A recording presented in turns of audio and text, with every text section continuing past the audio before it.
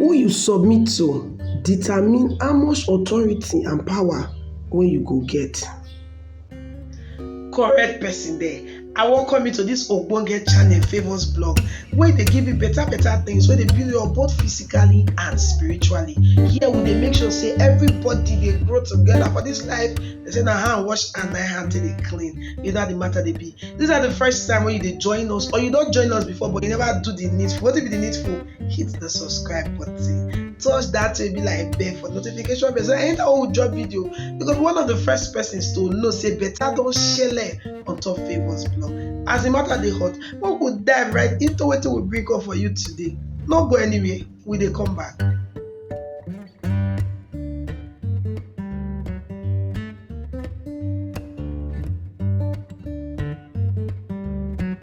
This na Open Heavens Daily Devotional for Wednesday, wey be the 24th of May 2023. Our topic for today na submit to God. Our Bible reading, they come from the book of Matthew chapter 8 from verse 5 to 9. Matthew chapter 8 from verse 5 to 9.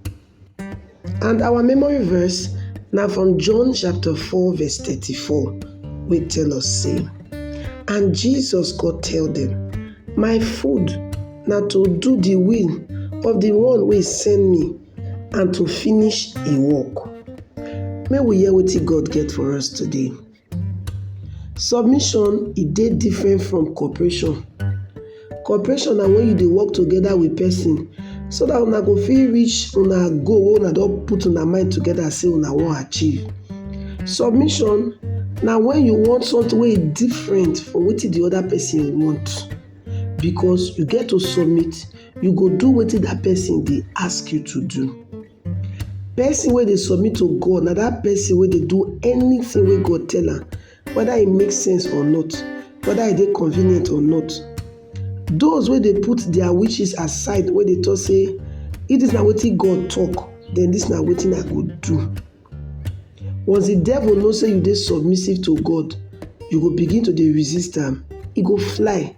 James chapter 4 verse 7 tell us say, submit yourself now to God, resist the devil, and he go fly from you. The devil know those people wey dey 100% submissive to God. Those people wey say they no care, even if they go lose their life as they dey submit to God, e no matter, they go do am. On the other hand, he know those wey dey submit to their belle or to their sexual desires, those wey be lovers of this world, and those wey be say they dey inside. Na only when you submit to God, and when that submission complete, na you go fit get authority to revenge any disobedience. If you wan resist the devil so that he go fly from you, then you need to totally, completely submit to God. Who you submit to determine how much power and authority wey you go get. The commissioner for works go submit to the governor of his state. He no get power reach the minister of works wey dey submit to the president of the country. For inside Matthew chapter 8 verse 9, the centurion soldier go tell Jesus say, I be man wey dey under authority. I get soldiers under me. And I go tell this man say go, and he go go. And I go tell the other one say come, and he go come. And I go tell my servant say do this, and he go do am. When you dey truly submissive to God, he go give you some of your authority, so that when you talk like this, devil go dey shake, small time go fly.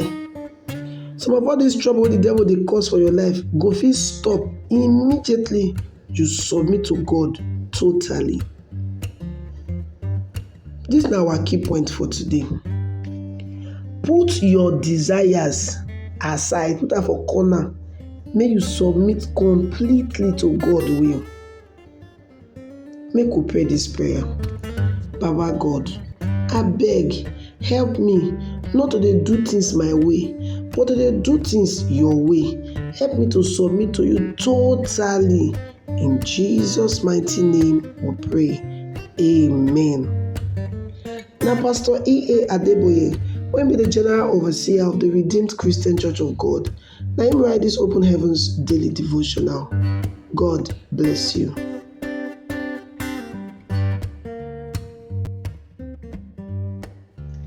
I welcome you you back from that betalicious session. How you find her? Talk to you. It makes sense. Abi? It makes sense. All right, now I beg, hit the subscribe button so that you could be part of this family. Like this video, don't forget to like the video. Drop your comment and don't forget to follow us on all our social media platforms. If they show for your screen like this now, follow us for TikTok. If you want to join our WhatsApp group, make you drop message for the comment section. Message us your number. We go add you join our WhatsApp group. You know how the matter they be. So we'll come your way again to another delicious Ogbonge video. Don't forget, this is Still Favors blog, and I'm me, your sister, your home girl, Lawo Favor. I run the show together with you, my esteemed subscribers.